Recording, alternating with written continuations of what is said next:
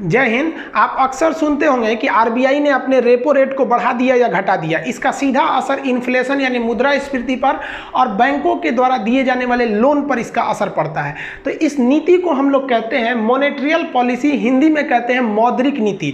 ये नीति बनाने का अधिकार केवल आरबीआई को है। इस नीति के तहत आरबीआई के पास एक ऐसी चाबी है जिसके तहत वो अपने ऑफिस में बैठे भारत में महंगाई को बढ़ा सकती है और महंगाई को घटा सकती है। आरबीआई के पास इतनी समझदारी है कि वो नोट छाप के गरीबी दूर नहीं करती है। नोट छाप कर गरीबी दूर कर देना मतलब अपने आप को क्या है, एक तरह का आत्महत्या कर लेना है। बर्बाद हो जाएगी अर्थव्यवस्था। आप नोट छाप कर गरीबी दूर नहीं कर सकते हैं। आरबीआई इस नोट पर काबू पाने के लिए मौद्रिक नीति को अपनाती है। इसके लिए वो एक गुणात्मक नीति अपनाती है, जिस तरह से बैंकों पर वो दबाव बनाती है, उन्हें नैतिक दबाव बनाती है कि भाई आप लोग भी महंगाई को कम करने में सहयोग करें।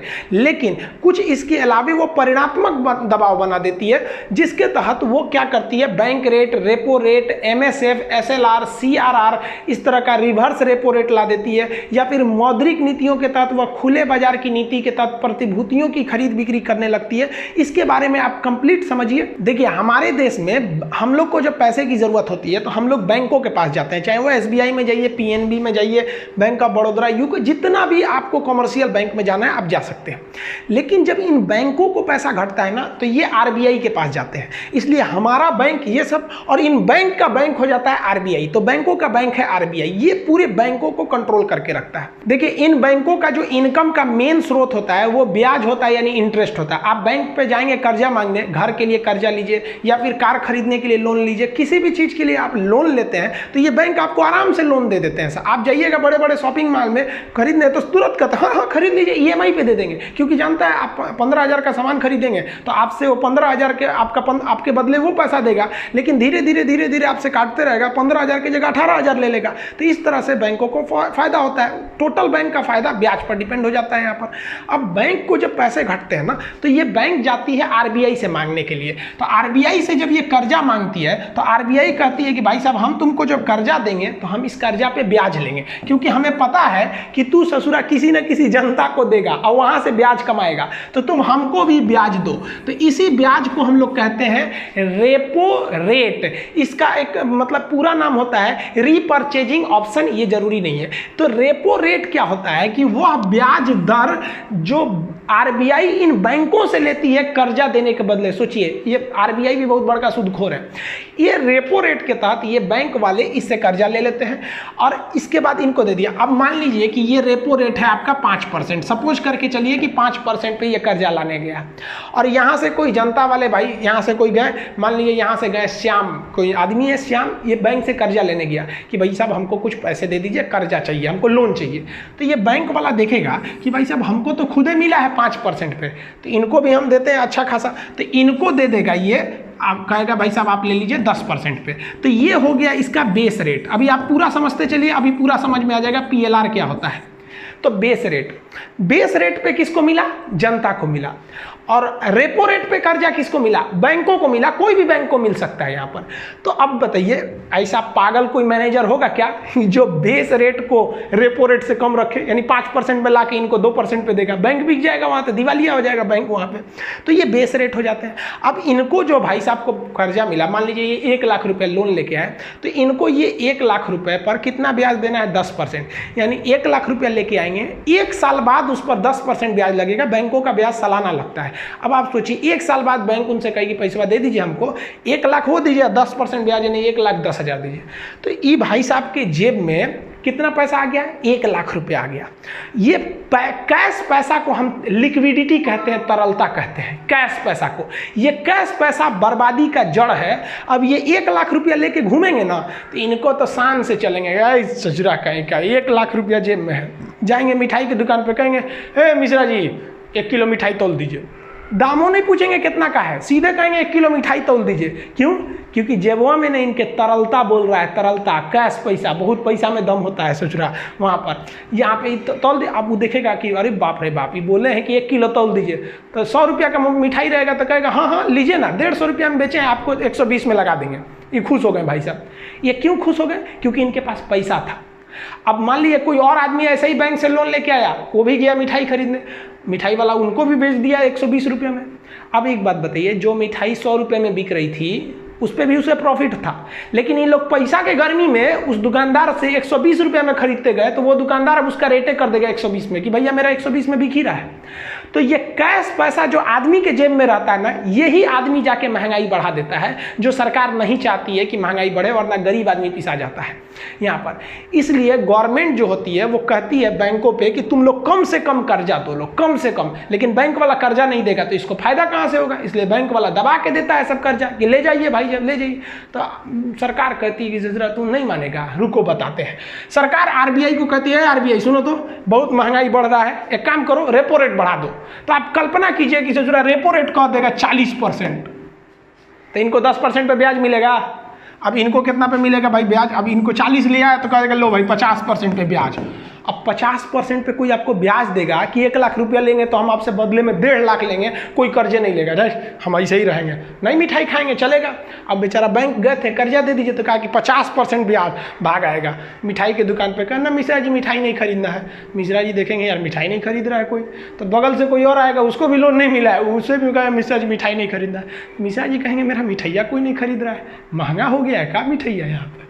तब वो मिश्रा जी ने मिठाई का रेट नीचे कर देंगे।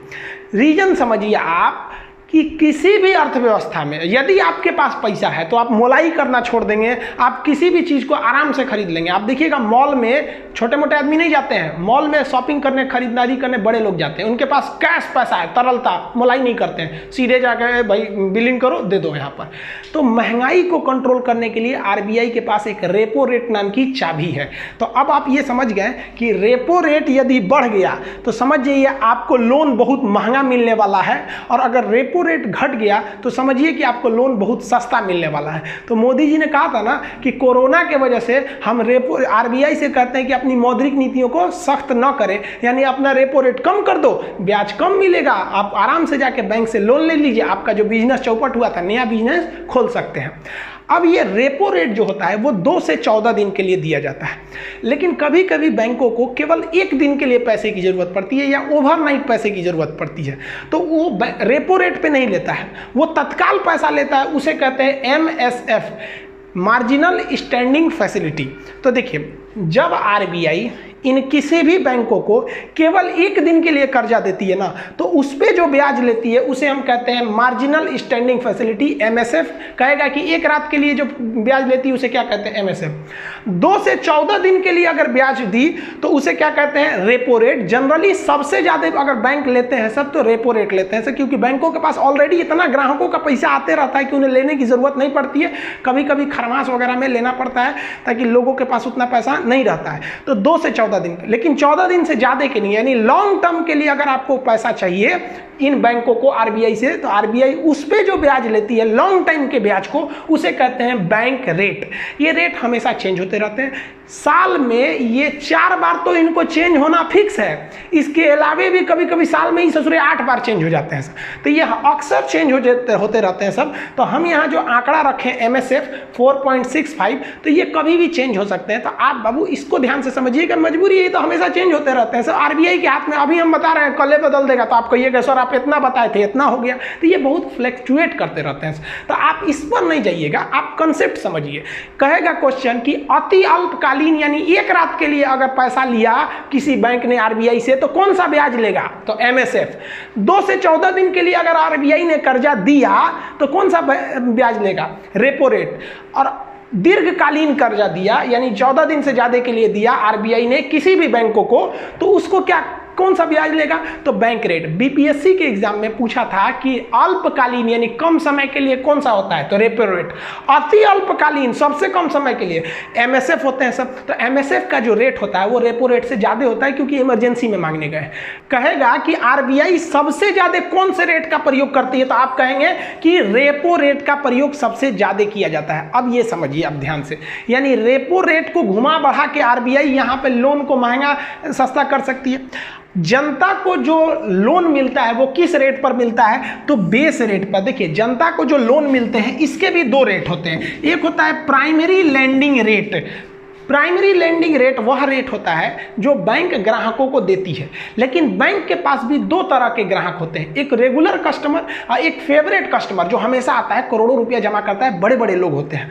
तो जो बड़े बड़े लोग होते हैं बैंक उनका ज़्यादा ख्याल रखती है, तो उनको जो बैंक कर्जा देती है वो बहुत कम ब्याज पे देती है। जैसे मान लीजिए कोई का करोड़ों रुपया का अकाउंट में है तो उसको दे देगी कि भैया आप 8% पे ले जाइए, और कोई आज आया है बैंक में खाता खुलवाने का कर्जा दे दीजिए तो उनको देके 12% पे ले सचुरा। तो आपको ही पता है कि आपका भी अगर दुकान होगा तो पुराने ग्राहकों को आप कम दाम में देते हैं, तो जो उसके फेवरेट कस्टमर होते हैं बैंक के, उसको जो कर्जा देती है उसे कहते हैं बेस रेट पे दिया जाता है। तो आप बताइए जरा एक चीज़, हमारा बैंक अकाउंट HDFC बैंक में है और हम चले जाएंगे बैंक ऑफ बड़ौदा से कहने कि भाई साहब हमको थोड़ा सा कर्जा दे दीजिए, तो हम उसके फेवरेट कस्टमर थोड़ी हो गए, तो हम उसके लिए तो एक सामान्य कस्टमर हो गए, हमको थमा देगा प्राइमरी लेंडिंग रेट में 12-13% पे। लेकिन हमारा HDFC बैंक में है, हम HDFC बैंक में जाएंगे ना तो कहेगा अरे खान साहब बैठिए बैठिए, लोन चाहिए कोई बात नहीं, अपने कस्टमर है दे दो जी, तो इनको PLR पे नहीं देगा हमको, तब हमको हमारा बैंक अगर हम उसके नज़र में एक अच्छे कस्टमर हैं तो बेस रेट पर देगा। इसका मतलब ये नहीं कि आप अपने किसी बैंक में छात्रवृत्ति स्कॉलरशिप के लिए अकाउंट खुलवा लिए कि 700 रुपया आएगा इसमें, आज आके चल गए कि हमको 1 करोड़ रुपया दे दीजिए और दे देगा बेस रेट पे, ऐसा नहीं होता है। आपके अकाउंट मायने रखते हैं कितना मेंटेन किए हैं। अब एक जरा चीज सोचिए, बैंकों को जब पैसा घटा था तो ये मांगने गए थे, तो ये सब ससुरे सब जो RBI है वो 3 तरह का ब्याज ले लिया समय के हिसाब से। कभी कभी ऐसा भी होता है कि बैंकों के पास पैसा ज्यादा आ जाता है, लेकिन बैंक क्या, अब वो पैसा रखने से फायदा क्या है, जैसे सैटरडे संडे को अक्सर लोग बैंक में बहुत कम जाते हैं, संडे को तो बंदे रहता है और सैटरडे को आधा आदमी कंफ्यूज रहता है कि दूसरा सैटरडे कि चौथा है, आज आधा खोलेगा कि पूरा बंद रखेगा, इसलिए लोग सैटरडे को भी नहीं जाते हैं, अक्सर लोग नहीं जाते हैं। तो बैंकों को पता है 2 दिन तक से जुड़ा हमारे पास कोई आएगा नहीं, तो ये 2 दिन तक पैसा रखने से क्या फायदा है अगर इसको हम ब्याज पे चला दे तब, या कभी कभी कोई छुट्टी हो जाती है बैंक में, 5 दिन 10 दिन का छुट्टी हो जाता है, तो बैंकों के पास कोई आता नहीं है पैसा निकालने के लिए, तो बैंकों को पता है कि हमारे पास आज कोई नहीं आएगा निकालने के लिए, एक अच्छा है इसको हम कहीं ब्याज पे लगा देते हैं। तो ये बैंक वाला ना RBI को कहता है कि भाई साहब पैसा कर्जा हम दे आपको, तो ये बैंक वाले क्या करते हैं, सो उल्टा इसको दे देते हैं, सो ले यहाँ पर। तो अब बताइए जब उल्टा देंगे सब तो ये सब भी मांगेंगे सर RBI से कि ब्याज दो, और अगर ब्याज नहीं दोगे ना तो हम जनता को दे देंगे, जनता महंगाई बढ़ा देगी तो जनता सरकार को गरियाएगी और सरकार तोरा गरियाएगी, इसलिए RBI कहता हाँ नहीं ले आओ। तो इसको हम लोग कहते हैं रिवर्स रेपो रेट। तो ये हो गया रिवर्स रेपो रेट, और इधर से आया तो रेपो रेट, और ये अपना उसको दिए तो रिवर्स रेपो रेट। अब RBI क्या कहता है कि देख भाई साहब तुम लोग हमसे मांगे थे तो तुम लोग को घाटा हुआ था, तुम जरूरतमंद थे, इसलिए हम तुमसे लिए थे रेपो रेट 4% पे, लेकिन हमको कोई ज़रूरत नहीं है तुम लोग का, हम तुम्हारे भलाई के लिए चाह रहे हैं कि 2 दिन सैटरडे संडे बंद है या छुट्टी है या कोई भी मतलब है, सरप्लस अमाउंट है तुम्हारे पास, तुम हमको दे रहे हो तो हम तुम्हारा बोझ हल्का करने के लिए ले रहे हैं, इसलिए हमें ज़रूरतमंद मत समझो और हमसे उस ब्याज दर की उम्मीद मत रखो जिस ब्याज दर पर हमने तुमको दिया था। हम जिस दर पर तुमको दिए थे उससे कम ब्याज दर पर तुमसे लेंगे, क्योंकि हम ज़रूरतमंद नहीं हैं, इसलिए रिवर्स रेपो रेट कभी भी रेपो रेट से कम होता है। वर्तमान में ये 3.35 है। हम फिर कहते हैं कि आंकड़ा चेंज होते रहते हैं, आंकड़े पे मत जाइए, कंसेप्ट समझिए। यहां आप टोटल 6 चीज समझे, MSF repo rate bank rate, और उल्टा दे दिया तो रिवर्स रेपो रेट, और 2 ठो यहां पर PLR और बेस रेट। अब समझिए CRR और SLR क्या होता है। देखिए अगर बैंकों के पास पैसा रहेगा ना तो ब्याज दर, वो बैंक चाहेंगे सब कि इसको कैसे भी ब्याज कमाओ, धड़ाधड़ जनता को ससुरा कैंप लगा देगा सब सड़क के किनारे, आओ कर्जा ले जाओ, हमसे ले जाओ, क्योंकि ले जाएंगे तो देंगे उसको। अब सरकार चाहती नहीं है कि किसी को बैंक से कर्जा दिया जाए, इसलिए सरकार कहती है बैंक वालों से कर्जा मत देना उसको। आपसे चुनाव में कहते हैं खूब कर्जा देंगे हम, एकदम 1.25 लाख करोड़ सबको दे देंगे यहाँ पर। अब सरकार की भी मजबूरी, आपको पैसा दे देगा तो आप महंगाई बढ़ा देंगे वहाँ पर। वेनेजुएला का देखिए नोट छाप के गरीबी दूर करने निकला था, बर्बाद हो गया वहाँ पर वेनेजुएला। तो सरकार चाहती है ना कि ससुरा एक काम करते हैं, बैंके का कमर तोड़ देते हैं कि न रहेगा बांस और न बजेगी बांसुरी, क्योंकि बैंकवे के पास पैसे का बैंके में डाका डाल देते हैं। तो RBI कहती है कि रे बैंक वाला तुम लोग कब शटर डाउन करके भाग जाएगा सब नीरव मोदी की तरह, कोई ठीक नहीं है। तुम लोग हमको एक काम करो, तुम लोग हमारे पास सिक्योरिटी मनी जमा करो। सिक्योरिटी मनी को कहते हैं cash reserve ratio. Cash reserve ratio को CRR कहा जाता है। अब ये CRR क्या है, तो देखिए जितने भी बैंक है उनके पास जितना पैसा जमा है वो उनका अपना थोड़ा है, वो तो ग्राहक का, उनको लौटाना है, यानी उनके ऊपर एक लायबिलिटी, एक देयता है कि लौटाना है। अब इसी को हम लोग क्या कहते हैं, नेट डिपॉजिट, यानी कितना पैसा जमा है, और टाइम लायबिलिटी, कब वापस करना है। तो बैंकों के पास जो पैसा जमा रहता है उसको एक टेक्निकल भाषा में हम क्या कहते हैं, NDTL, net deposit and time liability. तो आरबीआई कहती है कि तुम्हारे पास जितना NDTL है, यानी जितना तुम पैसा जमा किए हो ना लोगों का, तुम एक काम करो, उसका हमको एक फिक्स परसेंटेज, वर्तमान में यह परसेंटेज 3% के पास है, इसको तुम हमारे पास जमा कर दो। आरबीआई कहती है कि हमारे पास ले आओ, जमा करो, क्योंकि तुम भाग जाएगा तो कोई ठीक नहीं है ना, तब तक हम 3% पैसा में लोगों को लेमचूस खाने भर का पैसा देंगे, कहेंगे कि हम खोज रहे हैं यहाँ पर। तो ये बैंकवा कहता है सब ठीक है, हम 3% आपको CRR दे देंगे, लेकिन आप रिजर्व बैंक हमको इस पर रिवर्स रेपो रेट की तरह ब्याज दीजिएगा ना। तो बैंक आरबीआई कहता है चुप, ब्याज देंगे हम यहाँ पे, सिक्योरिटी मनी पे कहीं ब्याज होता है, नहीं देंगे। अब ये बताइए ससुरा, बैंकवा का तो 3% पैसा आरबीआई ऐसे ही मार दिया, वो 3% किसी को दे ही नहीं सकते हैं, यानी बैंक का ये 3% पैसा किसी काम का नहीं है, जनता से लिया है, जनता को इस पर ब्याज देगा, आरबीआई को देगा, आरबीआई इसको ब्याज नहीं देगा। इसके बावजूद बैंकों के पास 97% पैसा बचा ना, अगर वो 97% पैसा मार्केट में ठोक देगा, उतार देगा, तो मार्केट में पैसा का अंबार लग जाएगा, लोग महंगाई बढ़ा देंगे। तो आरबीआई कहता है ना इसको और अभी और छोड़ेंगे नहीं, अभी इसको नहीं छोड़ेंगे। तो इसके लिए आरबीआई कहती है SLR, स्टेटुअरी लिक्विडिटी रेशियो। SLR क्या चीज़ होता है कि आरबीआई कहती है कि रे बैंक वाला, तुम लोग बहुत खचरा निकल जाता है, तुम लोग कोई आदमी आता है तुम्हारे यहाँ, तुम लोग कहता है कैश खत्म हो गया, ये खत्म हो गया, ये सब नहीं चलेगा। तुम लोग अपने टोटल NDTL है, यानी जो टोटल डिपॉजिट जमा है, उसका एक फिक्स अमाउंट अपने पास रखा करो, अगर नहीं रखोगे ना तो हम कई करोड़ रुपया तुम्हारे पे जुर्माना लगा देंगे, तुमको फाइन लगा देंगे हम यहाँ पर। तो आरबीआई कहती है तुम SLR के रूप में, स्टेटुअरी लिक्विडिटी के रूप में तुम टोटल 18-18.5% पैसा रखो। ये रेशियो चेंज होते रहते हैं सब, 18-18.5%। तो समझिए यहाँ तो बर्बाद कर दिया, 3% अपने पास सिक्योरिटी मनी में रखवा के, और ये कहता है कि इसको हम 18 मानते हैं कि 18% अपने पास रखो। तो ये अपने पास जब रख लेंगे और इसको खर्चा नहीं कर सकते हैं, खर्चा कर दिए तो आरबीआई इन लोग पे करोड़ों रुपया जुर्माना लगा देगा। तो अब बताइए, ये तो औरों बर्बाद हो गया। 3% गया सिक्योरिटी मनी के रूप में, 18% अपने पास रखे हैं, पास रह के भी दूर हो, किसी काम के नहीं यहाँ पे, तो ये तो बर्बाद कर दिया।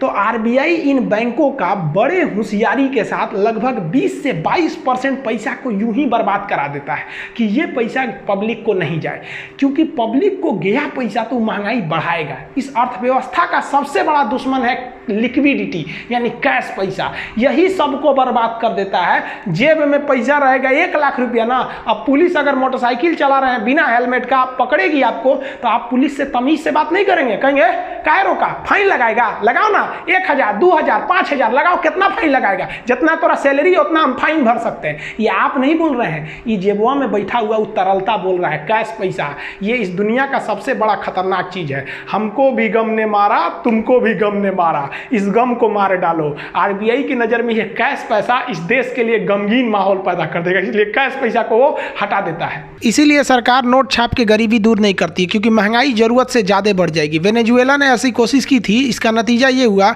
कि वेनेजुएला में 10 लाख% महंगाई बढ़ गई, वहाँ 2 लाख रुपए का ब्रेड मिलता है। अब महंगाई का अंदाजा लगाइए, भारत में लगभग 10% महंगाई है, वेनेजुएला में 10 लाख% महंगाई है। इसीलिए नोट छाप के गरीबी दूर नहीं की जा सकती। तो आप अपने मन से अंदाजा लगाइए, आरबीआई अपनी मौद्रिक नीति के तहत repo rate, MSF, bank rate या फिर CRR, SLR जहां बढ़ाया, जैसे इंक्रीज किया, जनता को मिलने वाला लोन महंगा हो जाएगा और महंगाई ऑटोमेटिक कंट्रोल हो जाएगी। अब यहां समझिए अच्छे से, मौद्रिक नीति यानी जितने भी रेट होते हैं, ब्याज दर होते हैं, जो मौद्रिक नीति होती है, जिसमें मुख्य रूप से MSF, repo rate, bank rate, CRR, SLR आता है। यानी ये मौद्रिक नीति के जितने भी मॉनेटरी पॉलिसी के रेट हैं, अगर गवर्नमेंट ने इसे इंक्रीज किया, बढ़ा दिया, तो इसका नतीजा क्या देखने को मिलेगा, जो ब्याज दर है यानी इंटरेस्ट है, ये बहुत महंगा हो जाएगा। आपको भी पता है महंगा हो जाएगा, जिस वजह से लोन, हिंदी में इसे कहते हैं साख, साख यानी लोन की मात्रा, जब ब्याज महंगा होगा तो कोई ज्यादा लोन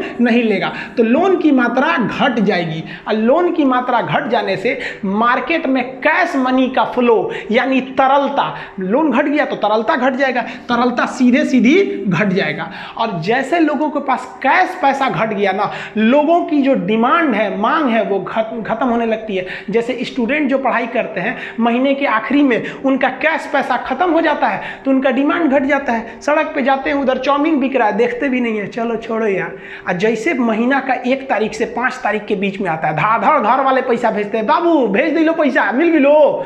जैसे मिल गया, अभी तो पार्टी शुरू हुई है। तो यही कैश पैसा सब करता है। तो यहाँ मांग क्या हो जाएगा, कैश घटने से मांग क्या हो जाएगा, घट जाएगा। जब भी किसी चीज का डिमांड घटता है तो दुकानदार परेशान हो जाता है कि ससुरा डिमांड घटा क्यों, इसलिए उसको मजबूरी में अपनी प्राइस घटानी पड़ती है। तो प्राइस इसका क्या हो जाएगा, घट जाएगा। और किसी चीज की प्राइस जब घट गई तो वहां का इन्फ्लेशन यानी मुद्रास्फीति, जिसको हम बोलचाल की भाषा में कहते हैं महंगाई, वहां की महंगाई ऑटोमेटिक कम हो जाएगी।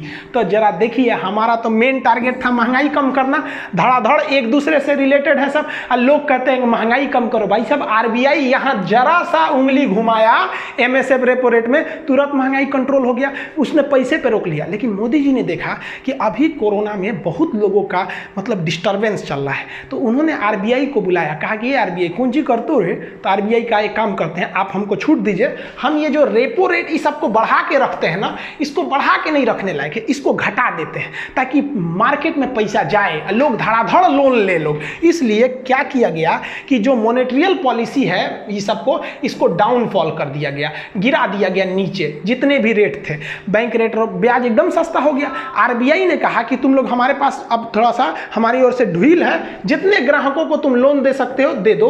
उसने अपनी मौद्रिक नीतियों को घटा दिया, कमजोर कर दिया। इससे क्या फर्क पड़ेगा, अब जब लोन सस्ता हो गया, मान लीजिए रेपो रेट घट गया, तो इंटरेस्ट रेट ब्याज दर भी तो क्या हो जाएगा, घट जाएगा। और जब ब्याज दर घट जाएगा तो लोन यानी साख, हिंदी में साख, हिंदी मीडियम वाले ध्यान देंगे, साख की मात्रा बढ़ जाएगी, लोग ज्यादा से ज्यादा अब लोन लेंगे। लोन जब ज्यादा लेंगे तो मार्केट में कैश फ्लो की मात्रा बढ़ जाएगी, कैश फ्लो बढ़ जाएगा। कैश फ्लो जैसे बढ़ेगा, लोगों के पास पैसा आएगा। लॉकडाउन में पैसा नहीं था, बहुत लोगों को लोन मिला, धड़ाधड़ लोन मिल गया, अब डिमांड बढ़ गया, ये खरीद लेते हैं, दुकानदारी चलेगा, तो डिमांड तुरंत बढ़ जाएगा। मांग जैसे बढ़ेगा, मांग बढ़ने से उस चीज का मूल्य बढ़ने लगता है, और मूल्य बढ़ गया, इस मूल्य बढ़ने को इन्फ्लेशन या मुद्रास्फीति के नाम से जानते हैं। तो आप देखिए किस तरह से केवल आरबीआई घटा बढ़ा देने से पूरी तरह से इकोनॉमी को वो बदल सकती है। आरबीआई को पता है कि ये जो डिमांड है ना ससुराई, डिमांड जैसे लोग डिमांड करेंगे लोग ना, तैसे यहाँ का किसी भी चीज का प्राइस बढ़ जाता है, महंगाई बढ़ जाती है। तो डिमांड लोग कब करते हैं, कैश के अभाव में। कैश ज्यादा होगा या घट जाएगा तो कैसे पे तोड़ देती है आरबीआई, कमरे तोड़ देगा, कैसे को रोक लेगा, तो डिमांड कम हो जाएगा। आप ऐसे समझिए ना, नवरातन के महीने में लोग चिकन उकन नहीं खाते हैं, लोग बहुत लोग छोड़ देते हैं नवरातन में, तो नवरातन में चिकन खरीदने जाइएगा ना 100 रुपया किलो मिल जाएगा आपको। क्यों, डिमांडे नहीं है लोगों का। वही किसी चीज का डिमांड बढ़ेगा तो तुरंत महंगा कर देगा। अभी शादी ब्याह का मौसम नहीं चल रहा है, आप जाके डीजे ऑर्केस्ट्रा करिएगा, एकदम सस्ते में चलाएंगे। वही लगन में जब जाके डीजे करिए ना, डिमांड बढ़ा, रेट बढ़ा दिया। इसके अलावे भी बहुत से ऐसे लोग होते हैं जो बैंक के द्वारा दिए गए कर्जे पे वर्क नहीं करते हैं, वो अपने बिजनेस से, अपनी सैलरी से पैसा कमाते हैं। आरबीआई कहती है ससुरा इन सबों का कैसे कैश छीन लिया जाए, कैसे कैश पैसा ले लिया जाए।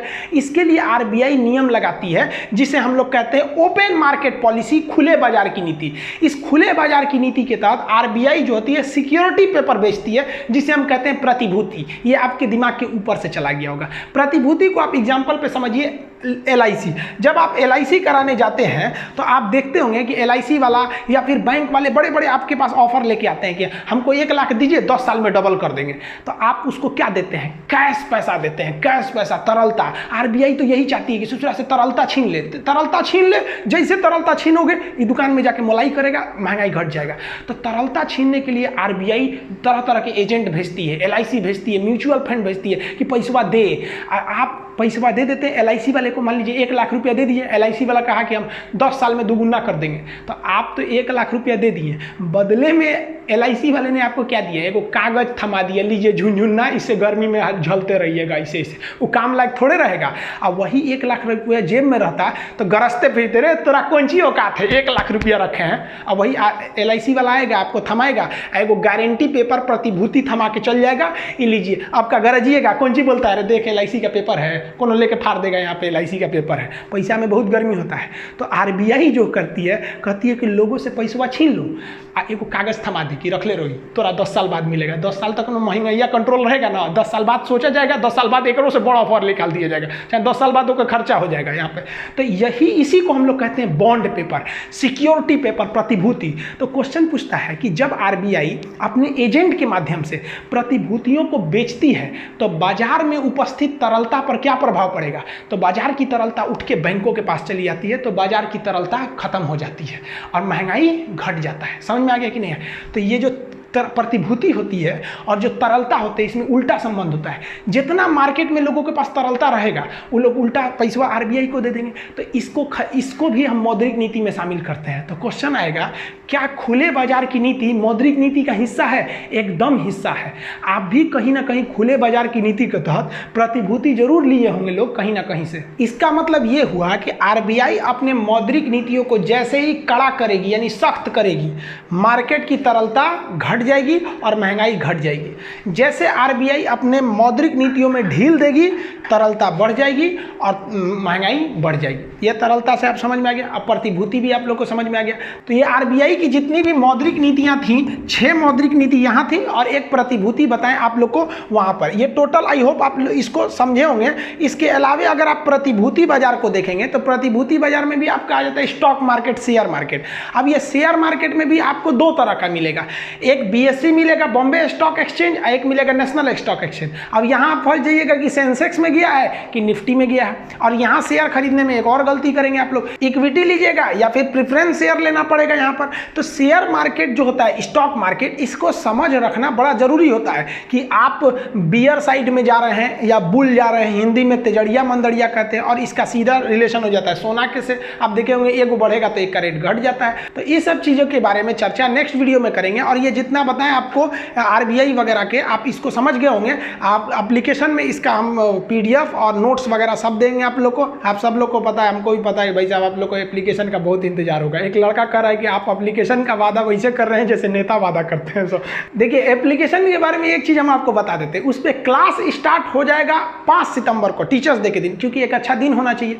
लेकिन एप्लीकेशन लॉन्च कर देंगे हम किसी भी दिन, हम पहले बता देते हैं आपको। उस दिन फीस थोड़ा सा कम रहेगा, हम पहले बताएं। मिलेंगे नेक्स्ट वीडियो में, तब तक के लिए जय हिंद।